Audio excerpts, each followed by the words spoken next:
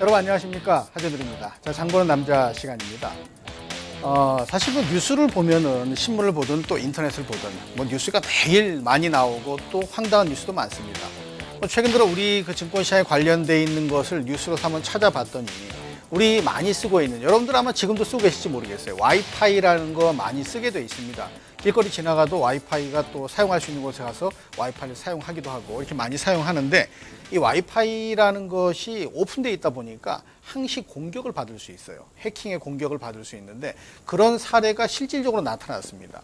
자, 어떤 내용이 신문지상에 보도됐는지 그 내용부터 잠깐 보고 오늘 와이파이에 대한 얘기를 좀 풀어드리려고 합니다. 자, 어떤 내용인가 잠깐 좀 보도록 하겠습니다. 자, 지금 화면에 보시는 게 미국인 해커가 와이파이를 해킹을 해서 비행기 안에서 해킹을 해서 여객 운항을 좌지우지했다. 이건 수사 결과 나온 겁니다. FBI 수사했다는데요. 무려 20차례나 이어졌는데 못 잡았어요. 근데 어떻게 알았느냐? 자기가 혼자 잘난 체 하려고 자기 계정에다 자랑하다가 걸렸습니다. 보통 이런 거 많잖아요. 그래서 운항 관제 시스템까지 다 노출돼 있고, 이게 어떻게 됐었냐면 비행기가 지나가다 비행기가 운행하다가 갑자기 왼쪽으로 쏠리고 오른쪽으로 쏠리고 이렇게까지 진행이 됐다라는 거예요. 누가 했느냐? 비행기 안에 타고 있는 해커가 해킹을 하면서 그런 상황으로 연결이 됐다는 겁니다. 이거 상당히 위험에 노출돼 있는 거죠. 뭐 자기가 탔으니까 비행기를 잘못 운행하지는 않겠습니다만, 만약에 그런 것들이 잘못 테러가 그런 걸로 활용한다든지 하게 되면 상당히 어려운 국면, 나쁜 상황으로 이어질 수 있는 게 바로 이 와이파이가 문제거리로 부각되고 있는 상황입니다.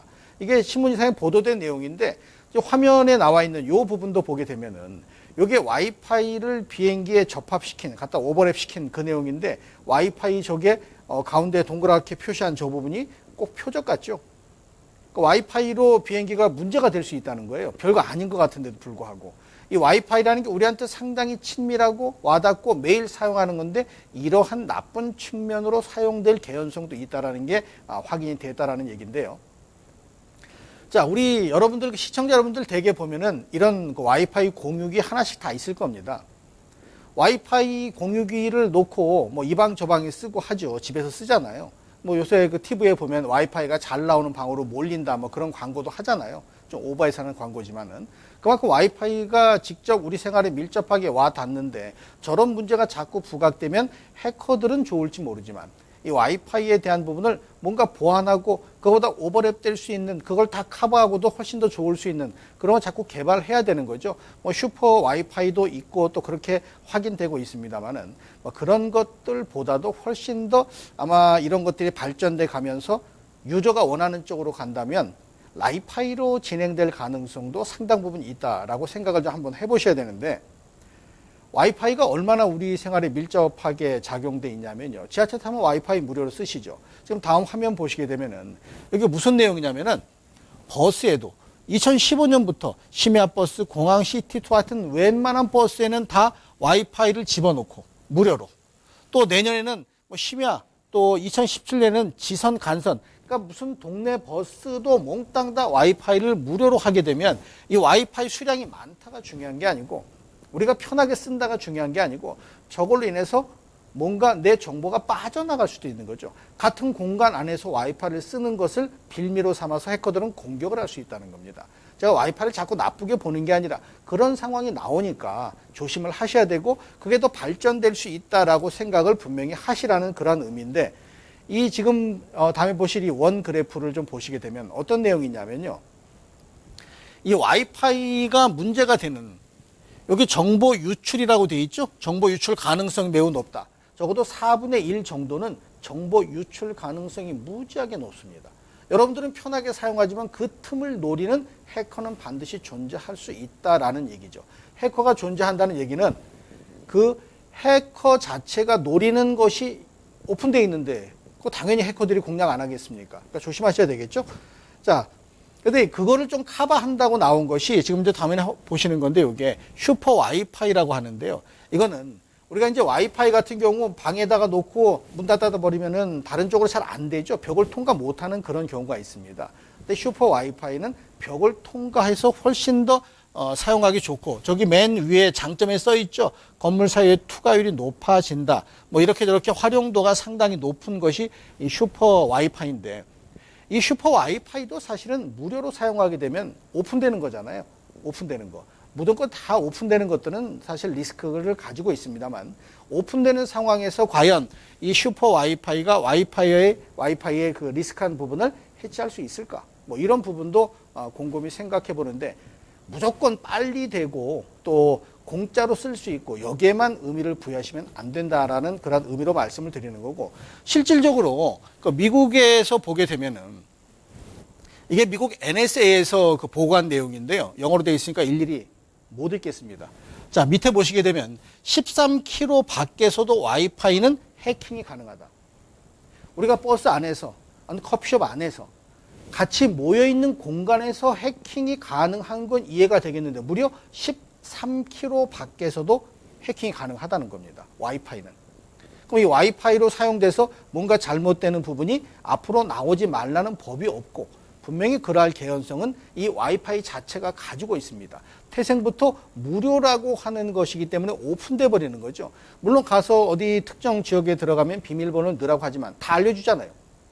그럼 오픈되는 거죠. 그러니까 오픈된 가운데 와이파이에 대한 부분은 우리가 문제시 될 수 있다는 것을 반드시 생각을 좀 하고 거기에 맞춰서 전략도 세우고 이렇게 좀 하셔야 되겠죠. 우리가 증권시장에서 그러한 부분을 확인하고 있으니까. 자, 그러면은 이 와이파이라는 것이 얼마나 그 우리들한테 뭔가를 선택할 때 의미를 부여하는지도 하나 잠깐 볼까요? 자, 호텔에 들어간다고 했을 때 가장 많이 우리가 체크하는 게 뭐냐? 무료 와이파이가 되느냐? 이걸 본다는 겁니다. 이건 뭐 우리나라 호텔도 마찬가지겠습니다만 외국을 나가도 와이파이가 잘 되는 곳에 가서 와이파이를 하고 또 뭔가를 또 전송도 해야 되니까 이걸 가장 선호하거든요. 이 역시도 뭐 13km 밖에서도 해킹이 되는데 호텔 안에서 해킹 안 되겠어요? 그러니까 이런 것들이 위험에 노출되어 있는 부분이기 때문에 이 해킹에 대한 부분을 조금 더 빗대서 빠져나갈 수 있는 방법이 있지 않겠느냐 하는 부분을 뭐 여러 각도에서 고민을 하겠죠, 전문가들이. 자, 그런 거에서 새로운 쪽으로 진행되는 것이 바로 라이파이라고 하는 부분이 있죠. 와이파이에다가 LED를 접목한 거다. 이렇게 보시면 됩니다. 가장 속도가 빠르다고 할 수 있는 부분이 바로 라이파이라고 하는 부분인데 이게 LED 조명 통신이라고 하는 부분인데요. 우리나라가 이 시장에서 일본이 40% 특허가, 우리나라가 33%, 미국이 19%, 나머지 나라 다 섞어서 나머지입니다. 그러니까 우리가 세계에서 이 라이파이 특허에 관련돼서는 세계 2위를 지금 현재 유지하고 있거든요. 그럼 앞으로 이 와이파이, 사실 와이파이 속도가 지금 엄청 빨라진 거잖아요. 예전에 비해서. 뭐 그럼에도 불구하고 이제 하다 보니까 자꾸 또 무뎌지는 것 같은 느낌을 받습니다. 훨씬 더 빠른 것을 찾게 돼 있어요. 그러다 보면 라이파이로 넘어갈 수 있는 부분이 될 수 있겠고, 이런 라이파이로 넘어가게 되면은 이 라이파이가 뭔지를 알고 시장을 봐야지만 접근성이 커지겠죠. 이 라이파이라고 하는 것은 가시광선이라고 하는, 우리가 이제 가시광선이라고 하는 거, 이 화면 보시는 게 국립기상연구소에서 나온 건데 파장이 엄청나게 넓기 때문에, 그러니까 광대역, 우리가 지금 그 광대역 광고 많이 보잖아요. 그런 광대역 광고는 게임이 안 될 정도로 밴드권이 넓습니다. 그러니까 무진장 사용 용량이 크고 빠르고 하다는 그런 장점이 있다는 얘기고요. 자, 이렇게 쓰는 겁니다. 빛이 있는 곳에서 우리가 모든 것을 다 사용할 수 있죠. 그래서 탄가의 단점이 전등이 없으면 이것도 무용지물이 될 수는 있습니다만은 그러한 속도가 빠르다는 것에 대한 매력이 앞으로 이쪽 시장을 좀 더 키워갈 수 있는 모멘텀으로 작용될 가능성은 분명히 있다. 그래서 와이파이가 슈퍼 와이파이로 옮겨지고 그건 다시 라이파이로 진행될 가능성을 우리가 증권시장에서 분명히 주목을 좀 하셔야 되는데 어떤 종목들이 거기에 포함이 돼 있을까? 어떤 종목들이? 자, 어떤 종목들이 포함이 돼 있을까 하는 부분을 보시게 되면은 몇 개 종목이 포함이 돼 있습니다. 자, 여기 이제 관련주 그룹핑이 나오는데요. 사실은 다 개별성 종목이라서 이 종목을 말씀드릴까 싶은 생각이 드는, 재무제표가 대단히 엑설런트한 종목은 부각이 되지는 않아 있습니다. 다만 유양 DNU, 텔레필드, 또 빛과전자, 옵티시스라고 하는 종목이 그 라이파이라고 하는 것에 연결되어 있는 종목인데 물론 대양 DNU라는 종목, 뭐 텔레필드라는 종목이 기술적으로 봤을 때는 또 재무적으로 봤을 때는 상대적으로 좀 괜찮은 모습이고 수급도 유입되는 부분이 일부씩은 있습니다만 아직까지는 강한 모습을 보이지는 않아요. 자, 대양 DNU라는 종목을 보게 되면 계속된 하락 국면 속에서 반등 시도가 나오고 있잖아요. 그죠? 이 반등 시도를 연결시킬 건가 하는 부분은 거래량인데 아직 거래가 없으니까 거래가 증가되면 주목해서 좀 보셔야 되겠는데요. 다음번 종목 한번 봐볼게요. 여기 텔레필드인데 2달 이상을 횡보 국면을 보이는데 이 종목도 역시 뭐가 문제입니까? 거래가 없어요. 그죠? 거래량이 증가된다면 역시 관심을 가져야 될 필요가 있겠고요. 자, 세 번째 종목 보겠습니다. 요거 빛과 전자인데 이 종목도 마찬가지로 거래는 없는데 상승 대칭 삼각형 패턴이 나오고 그 상승 삼각형 대칭 패턴을 양봉으로 치고 나갔기 때문에 기술적으로는 매력도는 가장 높다라고 보입니다. 물론 거래량이 수반될 때 매력도가 뭔가 확인될 수가 있겠죠. 그런 부분은 체크하셔야 되겠고 하나 더 보겠습니다. 자, 이거 옵티시스인데요. 역시 이 종목도 상승 대칭 삼각형의 패턴을 보이죠. 아직까지 그 패턴 위로 올라가지 못했기 때문에 당연히 거래는 증가되어야 되겠습니다만은 이 종목의 움직임의 포인트는 대칭 삼각형의 끝단 가격권대를 어느 정도 거래량을 수반하면서 치고 올라가느냐. 이걸 보시면서 매매 여부를 결정하셔야 되겠죠. 자, 오늘 말씀드린 종목은 매수를 타켓으로 삼기보다는 거래가 증가될 때 그때 주목하자. 여기에 포인트가 있다는 거 다시 한번 말씀을 드리겠습니다. 자, 여기까지 말씀드리겠습니다. 감사합니다.